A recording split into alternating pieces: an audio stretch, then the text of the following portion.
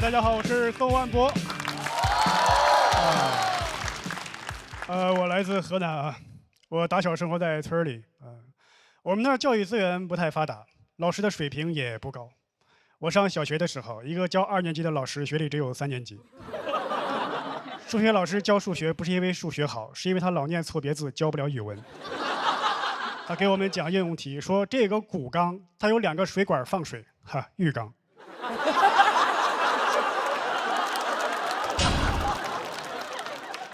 学历最高的人是我们校长，初中学历。他是我们校里唯一一个会解2元一次方程的人，就这都人称小华罗庚。我们数学老师叫他小华罗康。我爸一直担心我的前途，在我读3年级的时候，把我转到了城里的小学。本意是好的，但我有点跟不上班了。我记得刚进班级，那个数学老师布置了一个作业，让我们这些小学生呢，从1加2加3一直加到100。这道题大家都听过，都知道高斯的故事，知道有一种更为方便的算法。但问题是我当时不知道，我是硬着头皮算完的。一边算一边心里在想，今天这个作业量怎么这么大呢？这道题答案是5050，我算到了6000多。关键是我才加到75，算到后半夜我都困了。我妈都看我可怜了，说要不我帮你一起算。问题是她也不知道高斯的故事。我从1加到100，她从100往回加，俩人一对，结果不一样。我说要不用你的数吧，你的数看着小一点，我算的没有一个低于1万的。第2天交了作业，我们数学老师就问：“同学们，昨天那个题算出来了吧？答案是……”一群小孩异口同声：“5050。”只有我一个人：“7832。”所有的学生都老师也只有我只有我对了吗？我说我错了，太丢人了。但我没有气馁，我就想起一个鸡汤小故事激励自己，就是说爱因斯坦小的时候，老师让每个学生都坐一个小板凳，爱因斯坦做的最差。老师把他的作品放讲桌上说：“世界上还有比这个更差的小板凳吗？”爱因斯坦说：“有。”当场拿出来俩更差的，说：“虽然那个很差呀，但已经是我做的最好的了。这还有2个更差的没给你呢。”一想到这儿，我就想说：“老师啊，虽然7832是个错误答案，已经是我算的最正确的了。那还有2个1万多没给你呢。”老师说：“把你家长叫过来吧。”我说：“这就是我家长算的。”我爸就有点恐惧，他给我制定了一些学习计划。第一就是阻断社交，周末就别出去玩了。赶上周末有人往我家打电话说：“喂，宋万博在家吗？”我爸一接说：“他死了。”我还在旁边站着呢，就听到对面小朋友哭成一片。然后周一又看到整整齐齐的我。我会在每个周末死去，又会在每个周一醒来。周一就是我的复活节。小伙伴一看见看见彩蛋了。我爸还有一个计划，就不要看电视了。好不容易放假看一回那个葫芦娃，有一个我特别喜欢的角色穿山甲死了。我在那抹眼泪，我爸看见了，那穿山甲是你爹呀？你爹死了你这么哭吗？我说爸，你这么说多不吉利啊！再说我哭不哭，你那会儿也不知道啊。我爸也有自己的爱好，他喜欢看电视，他一直在追一个团综《水浒传》。《水浒传》是我爸眼里最好的电视剧，经常拉我一起看。对，我不能看葫芦娃，但可以看《水浒传》。有一回演到林冲死了，我爸哭了，还背过脸儿，怕我看见嘲笑他。我当然会了，因为那一刻我就想起了穿山甲，我要报一箭之仇。但毕竟我们俩是父子，我也不方便说那句话了。爸，林冲是你爹呀。但我又想说，我只能拐弯抹角的说，我说爸，林冲死了，咱哭啥呀？咱们家姓宋啊。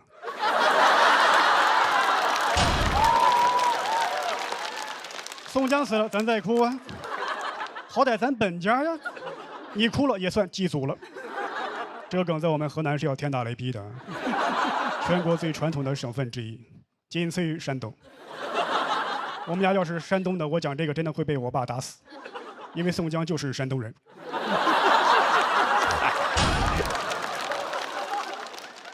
但我爸对我都这么努力了，我学习成绩也不好，因为我没有努力。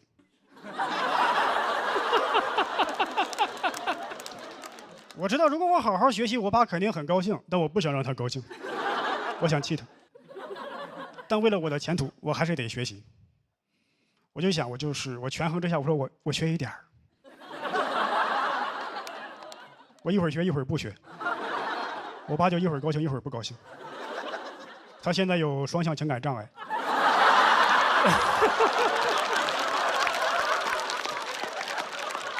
最后从小学读到了初中，读到高中，还是参加完高考。高考完事之后，我爸问我，你估分估多少啊？我说你让我妈估吧，我估的没有一个低于1万的。当然，我最后是上了大学，它不是什么名校，不是211、985，就是我们平顶山市的平顶山学院。但我很知足，因为毕竟我的学历已经超越了当初的校长。如果你的起点足够低，那半山腰就是你的峰顶。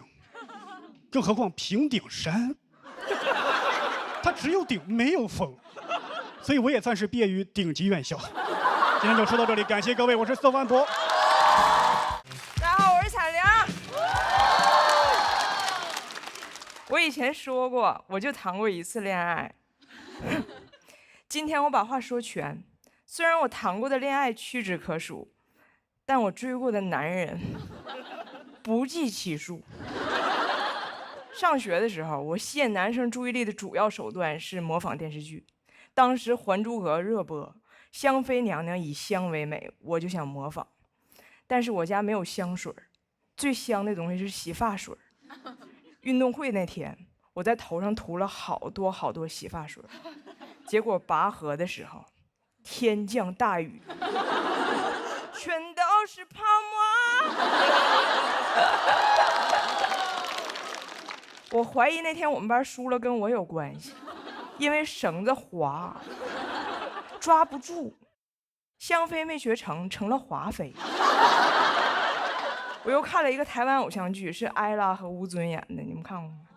啊，那里艾拉是个假小子，然后男主很爱她。我雷厉风行，剪了短发，穿男装，穿球鞋，说话声音压得特别粗。2周过去了，没有人追我，但是全校都在传我要去当兵。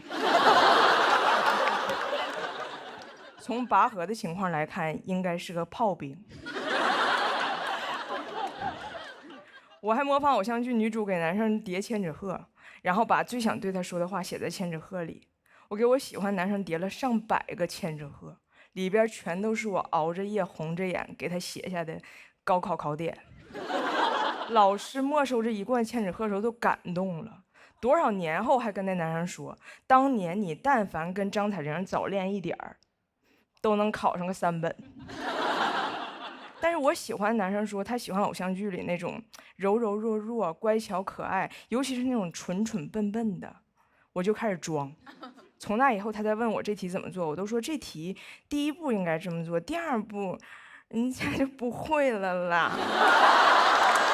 其实人家全会。考试考好了也不敢给他看成绩，生怕被他发现。我表面在装傻白甜，私底下可是数理化全来。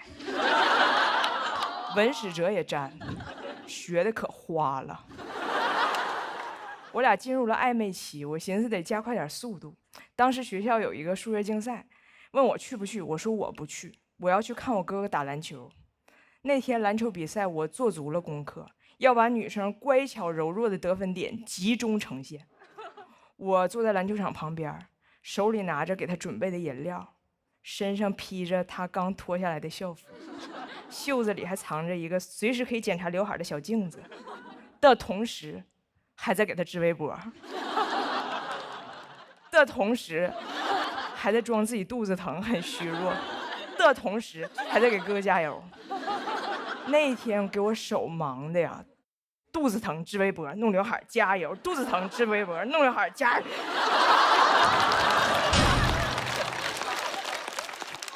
裁判都震惊了，说这学校挺好，比赛还配了一个聋哑解说员。后来我发现我们班那天参加数学比赛的同学获了奖，可以申请高考加分，给我后悔的呀。我就在想，我为啥一直在装弱？就是因为这些剧给我洗脑，让我永远在幻想被一个男人征服，就是被征服。好像我出生没有别的目的，就是被征服。我出生应该就唱着就这样被你征服出生，然后医生剪断我脐带，我说你切断我所有退路。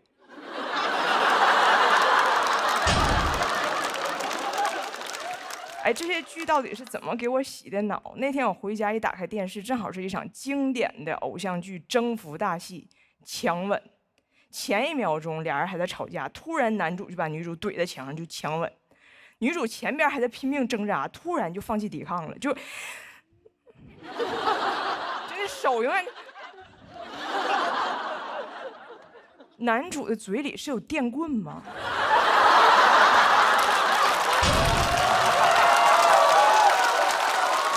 霸总的嘴要是这么好用，还要警察干啥呀？巴黎街头发生暴乱，警方都不出动警力。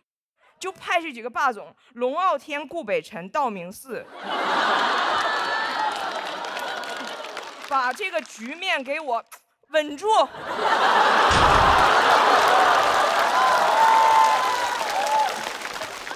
那以后我也不装弱了，而且长大之后我特别怕别人觉得我弱。然后前几年我怀着孕参加了一个节目《奇葩说》。当时所有人都在照顾我，从导演到演员，见着我都会扶着我一只手，让我缓缓往前走，也不知道是有喜还是慈禧。我只是怀孕，我又不是黑灯。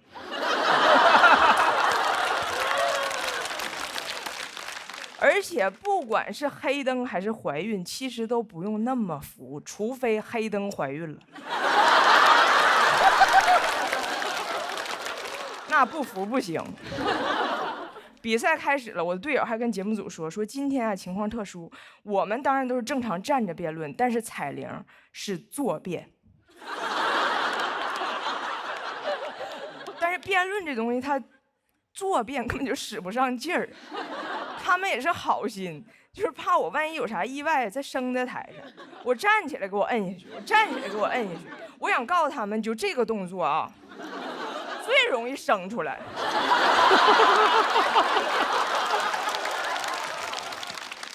我往那一坐，手里拿着水，这手摸着肚子，然后给别人加油。我觉得场面怎么似曾相识了呢？我怎么又回到那篮球场了呢？出走半生，归来仍是聋哑解说员。我说不行，我是来比赛的，我要站起来。我那天站起来跑到场中间一顿输出，其实那天我表现还挺好的。当时看着观众给我投票的投票机一盏一盏亮起来，我才知道什么是我最需要的。那天挺着儿子比赛，赢的也是铤而走险。当时我灵魂出窍回到篮球场了，我好心疼那个17岁坐在篮球场旁边手忙脚乱给别人加油的小姑娘。我想跟她说，你没做错什么，你只是那个时候还不知道，你更应该为了自己站在赛场上。谢谢大家，我是彩玲。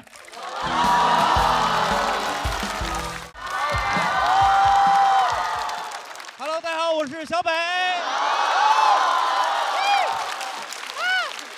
太棒了，朋友们！知道现在几点了吗？凌晨2点啊，凌晨2点啊，很嗨哈。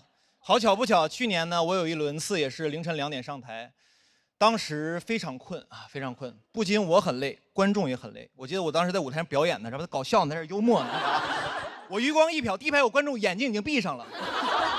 我当时特别想给他个大嘴巴子，我说大哥你醒一醒啊，一会儿还投票呢，你还把眼睛闭上了，黑灯还没闭眼睛呢。我闭上了，你没看见。哎，确实也是录了好几年节目了，有种感受，朋友们，我感觉每次录这种节目都很考验人性，真的。一般都是这种 PK 环节嘛，啊，每次 PK 的时候我心情都很复杂，就是每次 PK 我那个人在前面讲的时候，每次讲的好笑吧，我笑不出来；每次讲的不好笑吧，我怕自己笑太大声，你知道吧？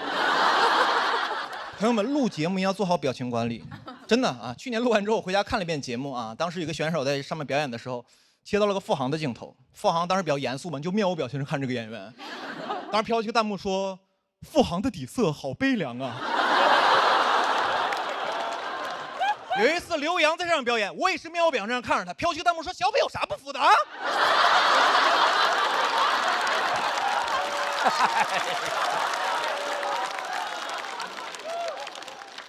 朋友们，我也悲凉啊！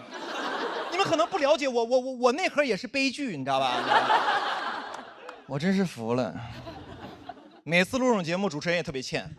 每次一个人表演完之后，然后说那个谁不服啊 ，PK 一下，梆梆梆站起几个人，主持人特别欠，主持人要 Q 一个问题：你今天为什么选择这位选手 PK 呢？大家就开始编一些莫名其妙的理由，因为我们都是北京的演员。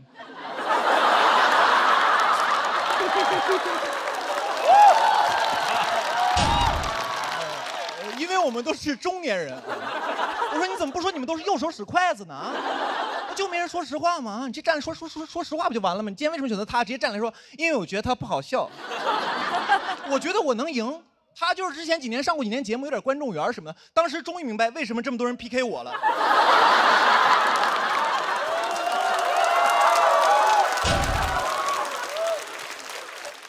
而且演员每次参加这个节目都很体面，每次这种 PK 结束，赢的人、输的人站在台上，赢的人都很体面。每次赢的要帮输的人找补两句。每次一比完，赢的人在旁边说：“其实他线下是个特别好的演员。”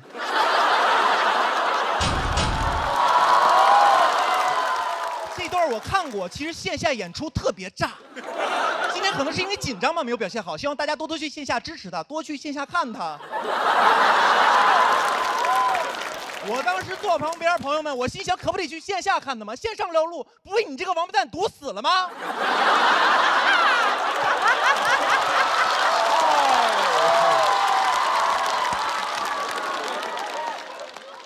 而且都输成那样，谁想去线下看他呀？不都想看你吗？我就没有见过哪个观众脑回路特别惊奇的。看完一个综艺之后，在那想，哎呀，与其线下看看呼兰，不如试一试姜子浩呢。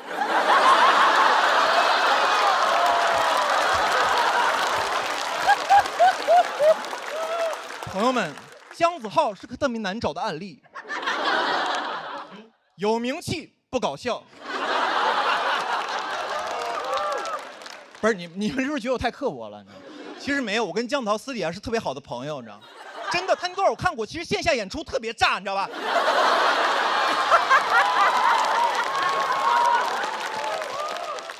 希望大家多多去线下支持他的粤语专场，好吧？其实身边的人，这个有些朋友总有人劝我，他说：“小北，你录节目的时候 real 一点。”他说：“真实的人很招人喜欢。”我说 real 是什么样子？他说 real 的人就是你开心的时候就有什么想法都说出来，你开心的时候开心，难过的时候难过，生气的时候你就骂。我说那不就是翟佳宁吗？我说这种人也不是很招人喜欢吧？啊？我朋友说，哎呀，小北也不全是。我说这不就是观众喜欢的活人感吗？他多有活人感，我看很多网友让他去死一死呢。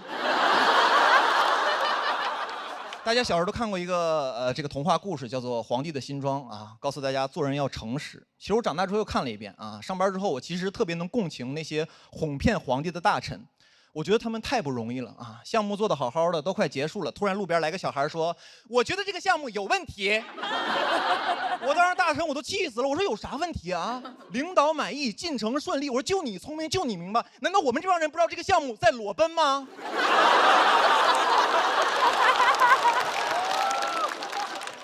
我之前也接过一些台前的工作啊，就是给一些歌手比比划划、评头论足，有点像现在的气氛组，就是。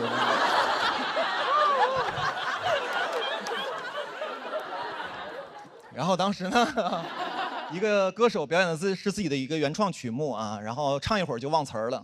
当时我心想，我这不好好的 real 你啊，你一会儿在台上站好，我必让你下不来台啊。但是当他表演完结束之后啊，所有的导师和明星都在安慰他、鼓励他。我说不对呀，我说这哥们儿身上有点东西啊，他身上有皇帝的新装啊。我当时脑海中跟走马灯一样，你知道吧？走过了好多前辈的身影，什么柯以敏啊、丁太升啊。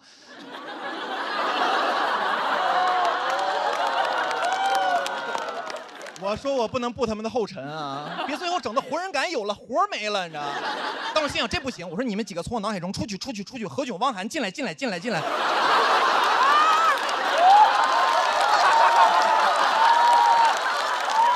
时我就这么评价的，我说哥们儿，我觉得你这个说唱真不错，很有态度，我很喜欢，我尤其喜欢中间那段留白。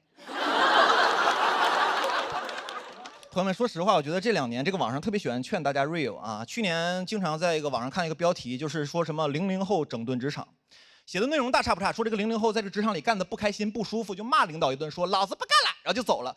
但是我看完，我觉得确实挺过瘾的。后续呢？后续你怎么不写了？00后整顿职场，回去之后被房东整顿，吃糠咽菜睡桥洞，然后被城管整顿。到了那个桥洞那儿，碰到很多大爷，问大爷你们是怎么来这儿的？大爷说，哎呀，小伙子，我们是90年代整顿职场那帮人啊。年轻人，咱们就先别聊什么整顿职场了，聊聊明天去哪儿整顿饭吃啊。我觉得这帮写文章的人特别坏，天天鼓励00后整顿职场，骂领导。我说你为啥不骂呀？啊，是因为你有家庭吗？这帮人真的特别欠。这帮人是哪种人？朋友们，这帮人特别像在职场里，但凡你干的不舒服，有个人在你耳边说：“这你能忍？”这要我忍不了，咬他啊！朋友们，最后我想说 ，real 的事儿啊，就让我们脱口秀演员干就可以了。我呢就不劝大家在职场 real 了，我祝大家在职场 rich。谢谢大家，我是小北，谢谢。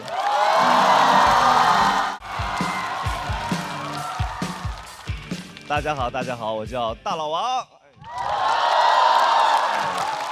聊大老王。我现在已经不上班了，那你发现不上班跟上班比最大的好处就是不上班。网上管我们这种行业叫自由职业了，对吧？自由职业是我认为一个很有意思，它是一个反义词，很矛盾，自由和职业。上次听到类似词是调休。小长假，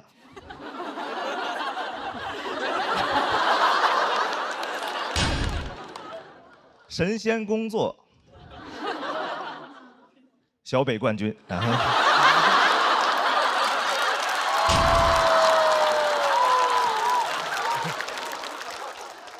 我们这个工作呢，性质属于创作性工作，其实每天就是在家里，主要是等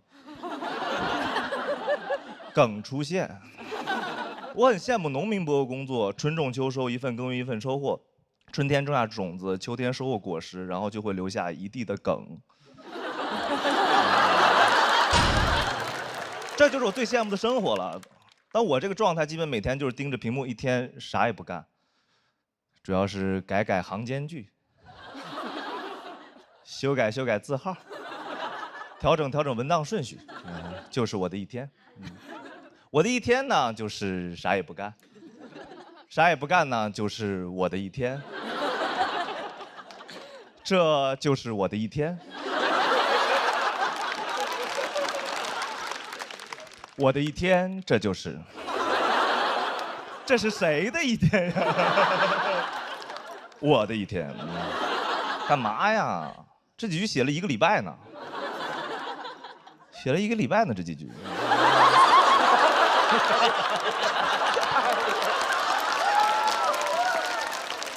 在家自己控制自己是一件很难的事情，对吧？你在家里越认真工作，对家里别的事情注意力就越集中。一认真工作就发现这个墙纸坏了，门框翘了，踢脚线是不是要掉了？自由职业一个学会没缝了。我其实跟很多人不一样啊，因为很多人焦虑会抽烟喝酒来缓解，我不是这种人，我是那种一焦虑就早睡早起的人，非常的健康。我感觉我真的是焦虑吗？我该不会是自律吧？感觉我是那种可以健健康康的焦虑到80岁的人，就是那种每天起来都我烦死了，但我不死。焦虑，我看不了小红书上那种很积极的人，什么25岁重启人生，一切都不算晚；26岁重启人生，一切都不算晚；27岁重启人生，一切都不算晚。我一年一年的搜，你知道吗？我最高搜到70岁重启人生，一切不算，我真崩溃了。我说70岁还不晚吗，大爷啊？一点积累都没有吗？70岁重启，那不重生了吗？我不知道你们有没有看过重启人生的帖子啊，就是去旅游的。重启人生去丽江，重启人生去昆明，重启人生去大理，就去云南重启。啊，云南网不好，感觉云南是游戏里的复活点。到云南就兄弟可不敢再往南走了，再往南就不重启，那就关机了。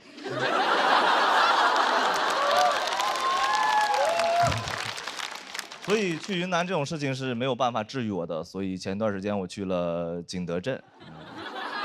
今天节目录制压力太大，第一期准备期间去景德镇去缓解焦虑，然后太累了，整整6天，捏了20多个盘子，真太累了。996的捏泥巴，自费干日结来了。每天起床就干，倒头就睡。我说是重启人生还是劳动改造来的啊？景德镇基本上全是来重启人生的。我们班有一位裸辞来学词的一位北京来的词，太帅了有点儿。裸辞来学词，丢了饭碗来做饭碗，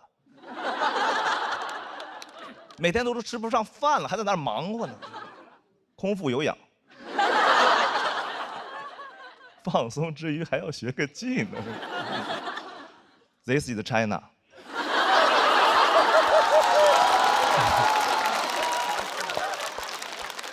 做盘子很难啊，因为盘子很难做大。第一堂课学拉杯课，你知道，最后累得手都抖了，可以说是大盘持续震荡，很懊恼，你知道吗？30多岁玩不明白泥巴了。学了一下午，泥还是泥，我和泥都扶不上墙了，觉得自己很蠢，你知道吗？原来不会写段子，现在不会捏盘子，我该不会是个傻子吧？啊，我真蠢，你知道吗？怎么能？你怎么笑点太奇怪了呀？我真蠢，我是怎么想的？靠捏泥巴来缓解人生焦虑的呢？我想过历史上唯一一个靠捏泥巴来缓解人生焦虑的是女娲。女娲捏泥巴造人，女娲是按照自己样貌来做的人，一焦虑就做自己。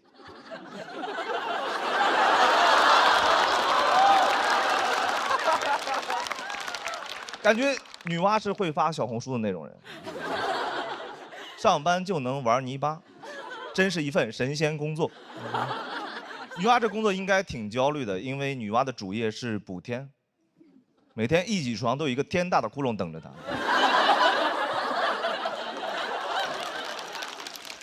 女娲很无辜，女娲纯背锅。凭什么共工统的天女娲来补？招谁惹谁了？你说女娲每天会不会看着那个天非常的绝望？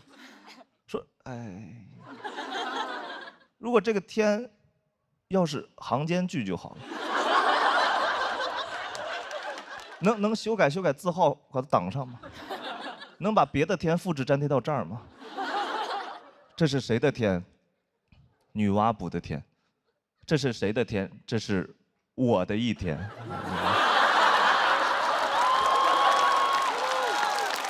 大老王写于2025年4月27日景德镇，谢谢大家，我是大老王。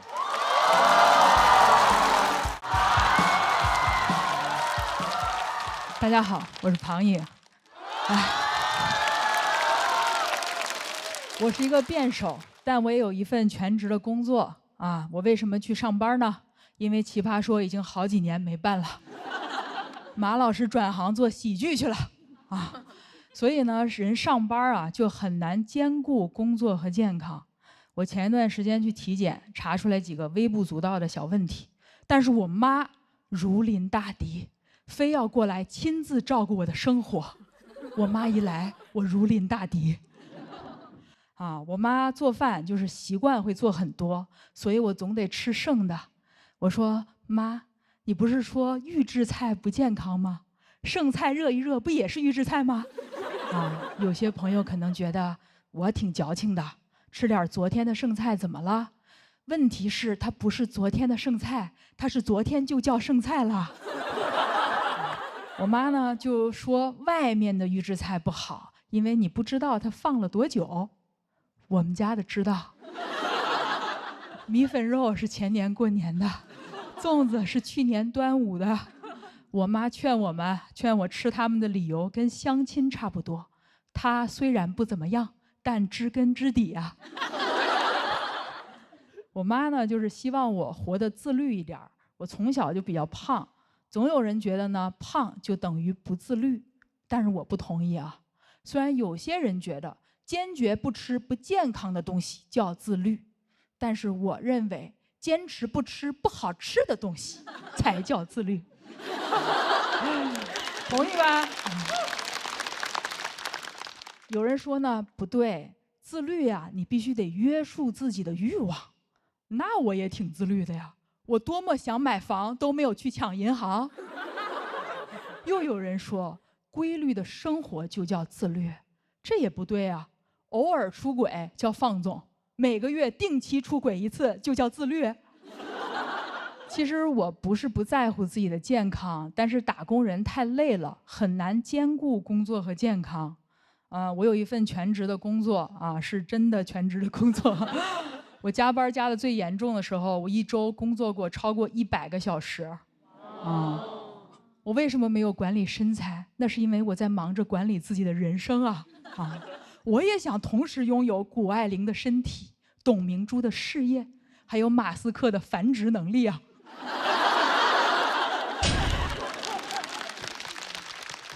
就工作久了呢，是不可能没病的。我觉得我的体检报告比我的工作报告更能体现我工作有多努力。因为病历是很难注水的。我甚至在想啊，去面试的时候是不是病历比简历好用？想象一下，HR 面试，我拿出病历，有结代表我能忍。别人工作是结果导向，我是节导向。曾带领团队打破公司最高血糖记录，团队人均211血压。你来自985，我来自 ICU， 我用的还是年假，绝不占用公司公共资源。我最近体检最严重的一项是体检出一个巨大的甲状腺结节，我一听很吃惊啊，我明明是做乙方得的结节呀，它应该叫乙状腺结节。后来呢，我去医院看，医生说的都不一样，所以最后我跑了6家医院，我终于有了一种当甲方的感觉。到处收集方案，然后比稿。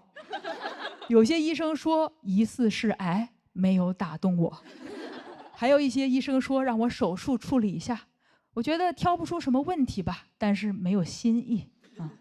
最终我终于找到了一个让自己满意的方案，他们说我根本没事儿。为什么会没事儿呢？我做甲方做得太爽了，我的乙状腺结节呀，自然就没了。刚开始那2个医生说是癌，我妈又如临大敌，说我之所以生病，是因为我吃外卖、熬夜、工作压力大，让我赶快辞职回老家。小时候让我努力，生病了怪我太努力。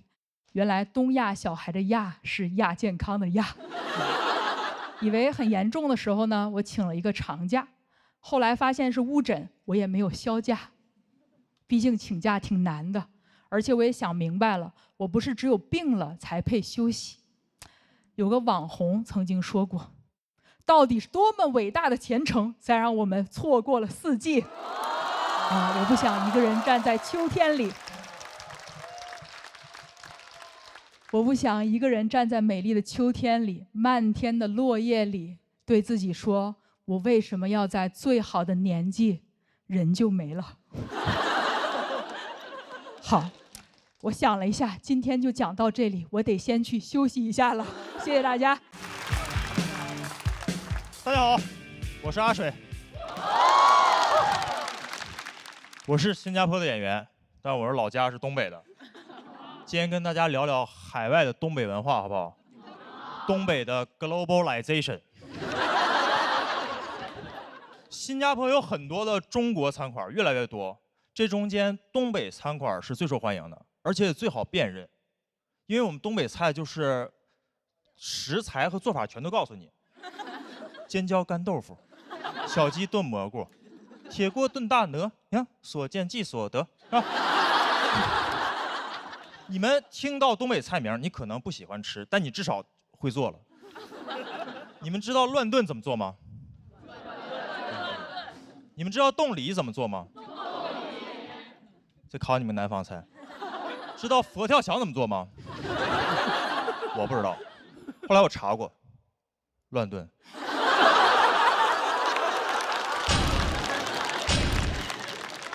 我在东北长大，习惯了在菜名里找那个食材和做法。我刚到新加坡的时候，有的菜名是靠猜的。我站在新加坡餐厅里一抬头，沙爹，先不吃，听着没大没小。煲仔饭，听着没小的，跟沙爹是套餐，听着像。椰浆饭，娘惹菜。爷爷不泡茶，外婆家的菜，你不知道吃什么，但实在亲戚越来越多。而且不光这个菜名，餐饮餐馆的名字也是，你觉得出了东北都叫得很含蓄，把湖南菜叫湘菜，是吧？上海菜叫本帮菜馆，我们东北菜到世界各地都是东北烧烤饺子馆。东北人就不擅长起名，我老家中央有条大街就叫中央大街。我们那儿乡村爱情剧就叫乡村爱情，不会让外地的朋友起疑，说是乡村爱情，乡村爱情，是不是个湖南餐厅呢？听着是。为啥这么直白呢？就是北方人有点好吃的，他就是很巴不得你快点吃，所以选择直白，不会修饰，你懂吗？我每次回到东北老家，我妈就是惦记让我吃东西，我不吃都不行，每天早上都是。儿子醒不醒呢？儿子醒不醒呢？我说我没醒，醒了呀。你饿不饿？你吃点东西，妈给你整点吃的。你饿不饿？你饿不饿？饿不饿？饿不饿？我说还行，饿了呀。你吃点这个，妈给你整。你有钱你买不着你这玩意儿。你吃你尝尝，你尝尝，你尝尝，你尝尝，你尝尝。我就只能吃。我但凡要觉得好吃，我回程的行李里就全是这个。现在的直播带货说一大堆，我觉得没用，你都不如让我妈去啊。直播间的朋友来了呀，你这个你尝尝，你尝尝，你尝尝嘛，你尝尝。我们北方人就是这样，好东西不用硬夸，你只要尝过用过，你就知道它好。就像滴滴一样，你打开滴滴出行，新加坡、韩国、日本也能用中文直接打车，想咋滴就咋滴。还有没有在国外用过滴滴的朋友？回去用呢。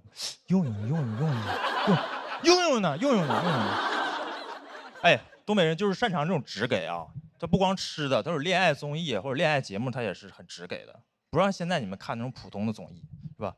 单身的地狱，结完婚的惦记离，要离赶紧离。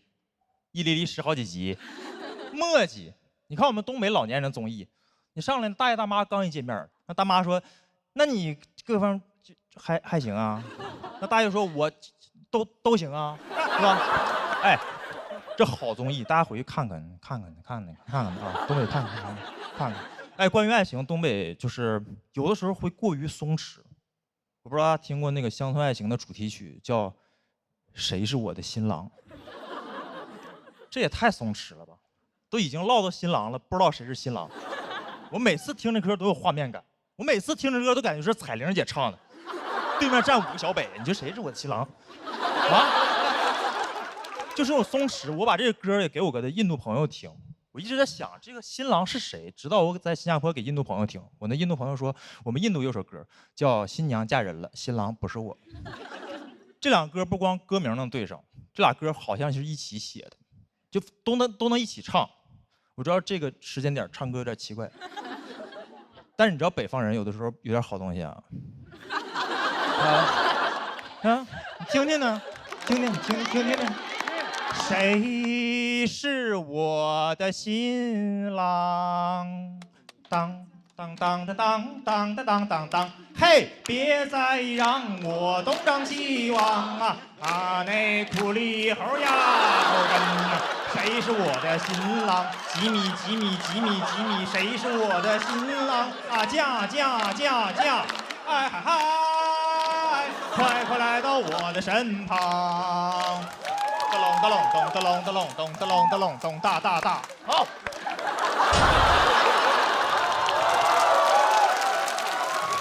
就用这种祝大家婚姻幸福，爱情甜蜜，常来东北。我是来自新加坡的阿水，谢谢大家，我是阿水。谢谢。啊，大家辛苦了！我是南瓜，大家还认识我吗？啊，认识，确实啊。这半年减了60多斤，变化比较大啊。对，现在很多人见了我都要愣一下，他说你好像是南瓜，但感觉跟南瓜不一样了啊。我说我现在是贝贝南瓜。这半年确实减的挺多了，跟去年完全是判若两人，已经不再是去年那个胖胖的吹唢呐的南瓜了。减肥减得太狠了，肺活量都减小了，唢呐都吹不响了。所以我今年就去开发了新的才艺，我去学习爵士舞了。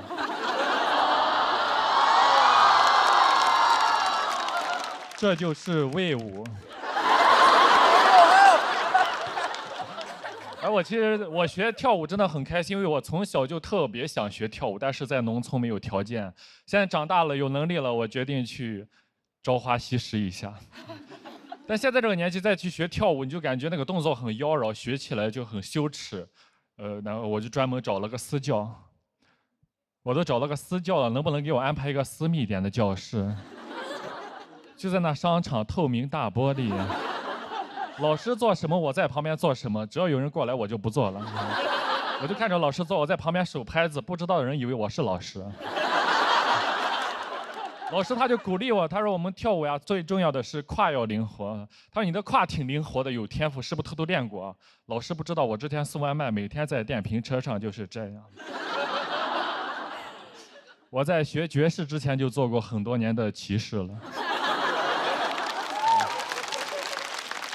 真的，现在体验了一下，真的很开心。我小时候特别想学跳舞，但没条件，没得选。我爸在家里，我爸吹唢呐，我就只能跟着我爸吹唢呐。有人拿说唢呐不挺好，现在白市场多挣钱呀。其实这个工作真的不太挣钱，因为这个工作呀，它太不稳定了。你不知道啥时候有活儿，别人活多了，我爸就活少了。但是活多的时候，一个活连着一个活，我爸有时候半个月都不回家啊，我妈也不担心他外面有人，因为他知道外面肯定人没了。这个感受了一下，真的非常的开心。真的小时候，你别说才艺了，连兴趣爱好都很奢望。我上初中第一次接触篮球，一下子就迷上了，天天跟2个朋友一起玩。大哥拿到篮球传给我，我跑得快，跑过去传给老三，老三一上篮，我们这一条龙配合太厉害了。我们当时觉得我们长大都能打 CBA 啊，后来长大了，我在送外卖，大哥在卖烧烤，老三当了保安。后来大哥把肉烤好打包好，我骑电瓶车送过去，老三门一开，还是一条龙。我们没人相聚在 CBA， 但是我们相遇在了 CBD。到了社会上，就感觉离我的舞蹈梦想越来越遥远了。但那2年很开心，能在网上看一些视频，看一些偶像练习生这种啊，青春有你这种唱跳节目，我很喜欢看这些练习生。就我觉得他们那种青春活力能感染到屏幕外的我。那时候有一首歌叫 Yes OK 啊，特别的火的，当时很多人都在跳。我在送外卖看周围没人的时候，我也会偷偷的慢慢追，慢慢追我的梦。我觉得那些练习生就是我梦想的一种寄托，看那个节目很有代入感，跟他们能共同的成长。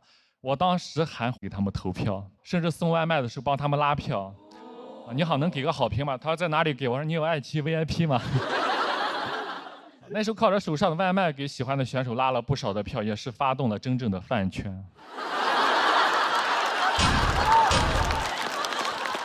那时候那个精神状态跟周围那些同事很不一样。哦，热奈他们出道那天，这非常开心。我坐电动车上说啊，终于成团了。旁边骑手成团几个人呀？我说9个人，他9个人，那你送得过来吗？他们不理解我，他们觉得我是个异类，他们甚至还嘲讽我。他说你天天看那玩意有啥意义吗？有啥意义吗？你也去报名，你也去青春有你也去报名参加。我说算了吧，咱别斗了，我能去爱奇艺，我去爱奇艺搞笑嘛。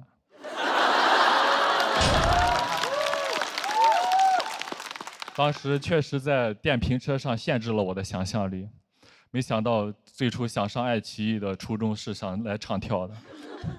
去年一路比赛比到半决赛，更没想到是半决赛的嘉宾竟然有虞书欣，感觉像做梦一样，这个青春一下子就回来了。导演还给我们说，你们半决赛的选手明天在虞书欣的面前，大家表演一下 Yes OK 惊喜一下。我当时说这不好吧？你看我哪里有跳舞的样子呀？咱就别丢人了。其实我内心想的是 Welcome to my home court 啊，这首歌没有人比我更 OK 了。但当时大家知道我去年那时候200多斤啊，我回去对着镜子我偷偷练，我完全已经跳不动了，已经跳不起来了。我真的很紧张。第二天彩排的时候我就想了个办法，当时小北在我前面。跳得不错，那我就跟着他跳，结果第二天一直完全找不到北了，我真的很尴尬。老天给了我一个在爱奇艺唱跳的舞台，没有把握住。但是我又很开心的是，我讲段子的时候，虞书欣给我投票了。他说：“南瓜老师加油，你一定可以成为你想成为的人。”我当时愣了一下，我说这句话不就是当年给你在手机上说的话？真的就像当年扔出的回旋镖一样，又落在我的身上。我终于鼓起勇气，我去报了舞蹈班。我真的很开心，我就问那个老师：“我老师，我之前对着手机我自己练，怎么练都不太对劲。”老师说：“你先从电瓶车上下来。啊，你这跳舞束手束脚的，你往两边迈开2步，大胆一点。”我就跟着老师往两边迈开2步，跟老师一跳，一下子就对了。我真的好开心呀！没想到这简简单单这2步，我用了20年。谢谢大家，我是南瓜。